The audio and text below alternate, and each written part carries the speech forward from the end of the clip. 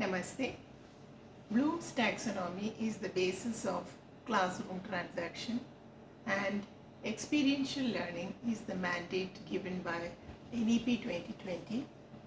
If we blend these two together, we have aced the process of classroom transaction.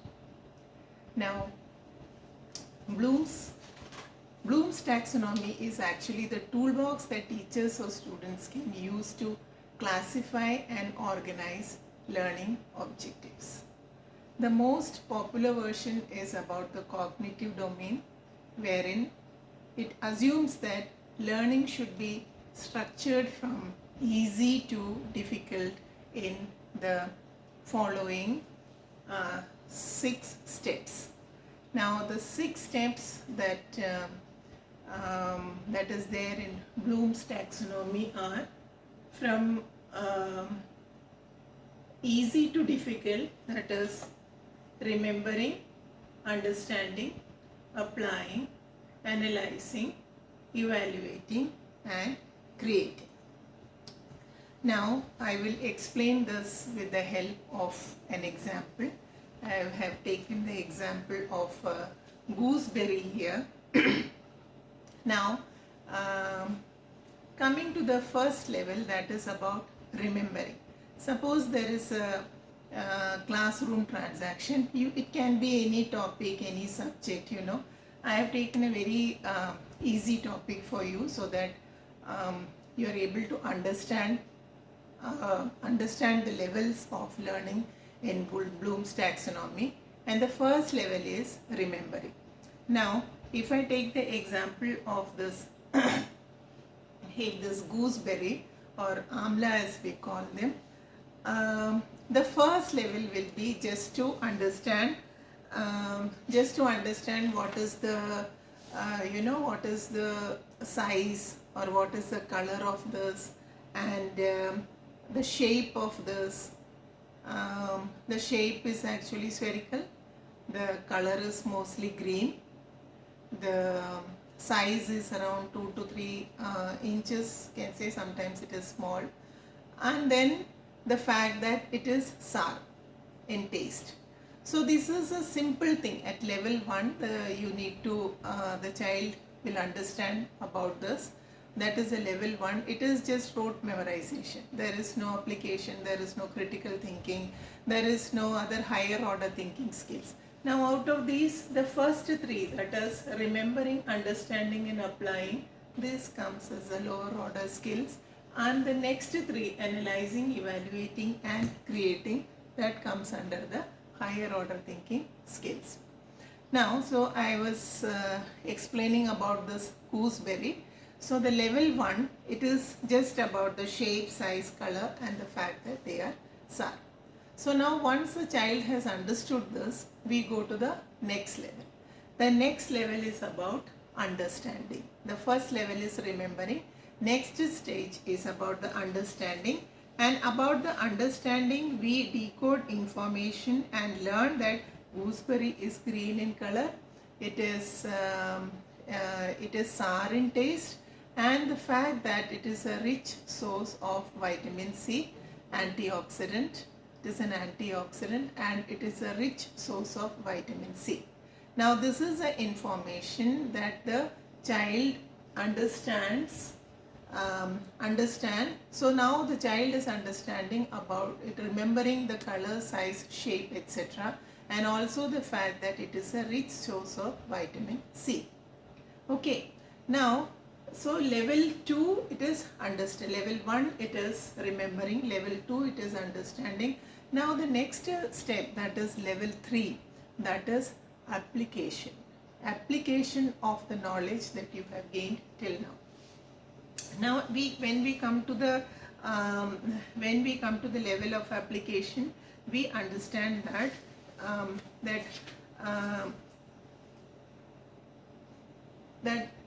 this is amla juice. Amla juice that is prepared with amla and water. This is a rich source of vitamin C, and this can be given to a person who is suffering from cough, cold, etc. so that he gets his daily dose of vitamin C. So this is application of the fact that application of remembering and understanding that amla is a rich source of vitamin C. So now that we have applied and we have also given, we can also give it to a sick person who is suffering from vitamin C deficiency or who is having a cough or cold or something like that. Now the next level, on the fourth level, we learn to analyze the facts. We have learned about gooseberry or about amla, and then we try to, whatever information we have gained, we try to we try to break down this information into components, and then try to analyze it.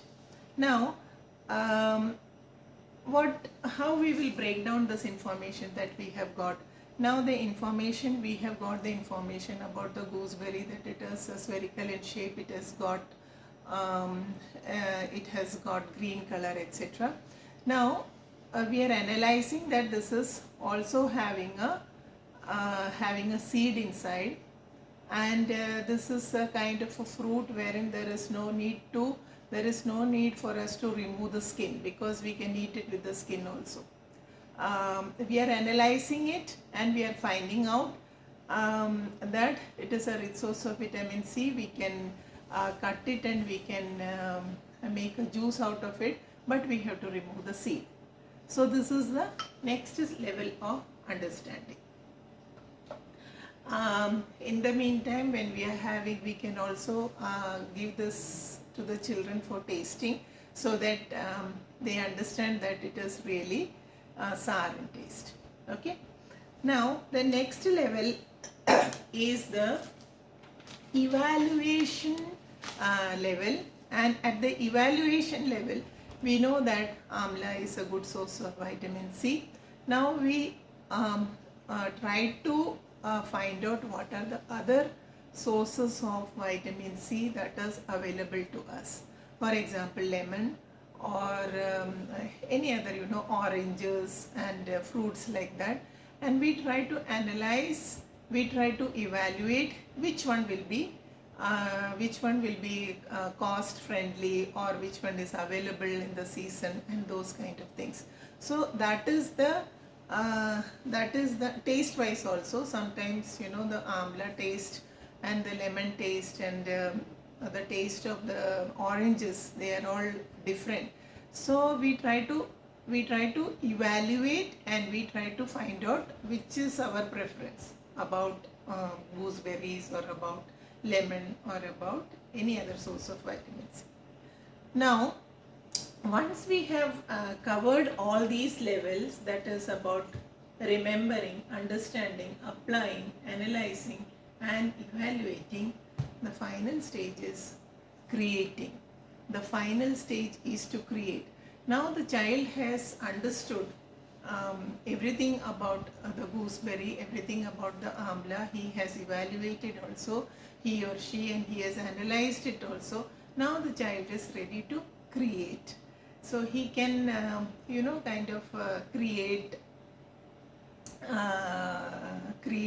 his creative thinking skills can come to the front, and he can create juice, different kinds of juice. It can be amla aloe vera juice, or amla watermelon juice, or amla, or adding amla into pomegranate juice or something like that. So that is a kind of creativity. That is the level, the highest level, that is a creator's level we have come. So this is the way a classroom transaction should occur according to Benjamin Bloom. Now according to our NEP 2020, we are giving, NEP 2020 gives lots of emphasis on experiential learning, and there are different kinds of experiential learning. And why experiential learning? Because because the students have control over their own learning, students can choose their method of learning, and students can use the skills they need to utilize for their own learning, and they can evaluate, they can think critically, they can make decisions and master the knowledge of constructing it. So this is the what to say, this is the effectiveness of experiential learning. And lots of different kinds, methodologies are given in NEP 2020. We do follow that in our classes also. That is art integrated learning, activity based learning, sports integrated learning, inquiry based learning, then collaborative learning, assessment as learning, learning by doing, etc. So NEP 2020 is the main purpose of NEP 2020 is to move away from rote memorization methods or rote memorization techniques that are followed in the classrooms, and bringing the classroom environment in such a manner that the child is able to reach to the level of creativity. He is able to think critically, he is able to create on his own, and he is also able to do problem solving, and he is able to apply it in his daily life. So this is what is mandated by experiential learning. Now how do we connect this? How do we blend this with the Bloom's taxonomy? How do we try to kind of blend it? Now here I have tried to blend experiential learning with Bloom's taxonomy. Experiential learning is actually the Kolb's learning cycle, as we all know, and we have actually 4 stages in that. First is the stage of concrete experience. Then it moves on to the reflective observation. Whatever the child has had, the concrete experience the child has had, it can be role play, it can be an activity, or it can be any kind of an activity that the teacher does in the class. So this first one is the concrete experience the child gets. The second stage is the reflective observation, that whatever the child has understood, or whatever the child has done with the concrete experience, he reflects on that. He thinks why it is so. So that is reflective observation. The third stage is the abstract conceptualization. The abstract conceptualization is whatever the child knows, he tries to connect it with what he has already learned, what is already there in his knowledge, or what already he understands, or the knowledge that he has, tries to connect it with the knowledge, the new knowledge that he has gained. And then the next step is, after going through all these stages, the next step is the active experimentation. The child tries to create something on his own. That is active experimentation. Now how do we connect it with the Bloom's taxonomy, or the structured learning experiences, or the learning outcomes? How do we connect it with that? So the first one is this concrete experience. A concrete experience is actually applying. You get an experience. It is connected to the level of applying in Bloom's taxonomy. Next is reflective observation. Reflective observation is connected to evaluating and analyzing. The child evaluates and analyzes the experience that he has. That is the reflective observation. Next is the abstract conceptualization. The abstract conceptualization is the understanding and remembering. The basic thing about the understanding and remembering, and connecting it to what he already has, the knowledge he already has. And then the stages, active experimentation, that is the final stage of creating something on his own. That is the skill of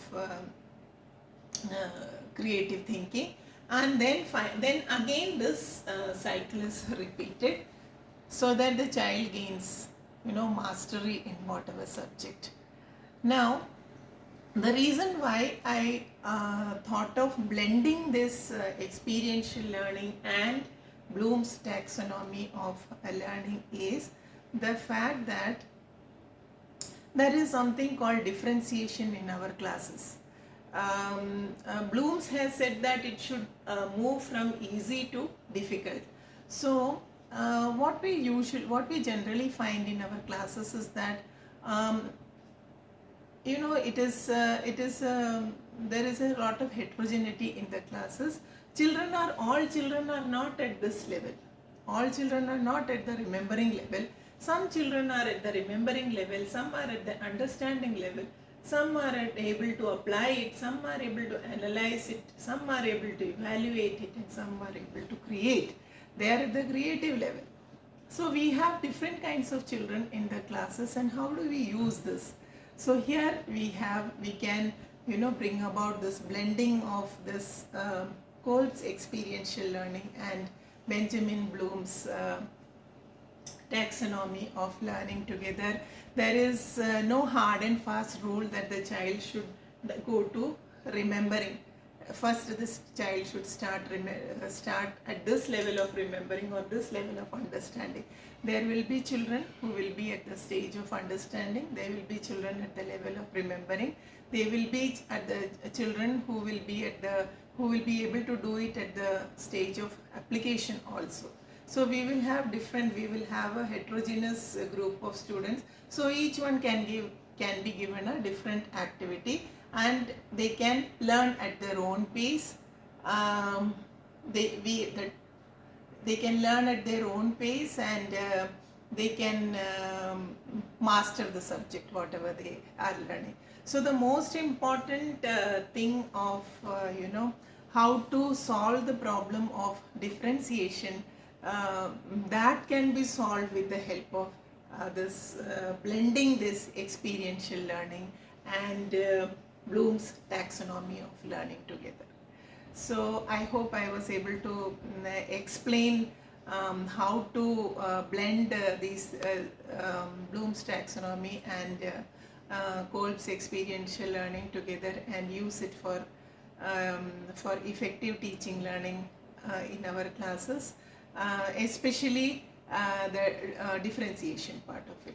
Thank you.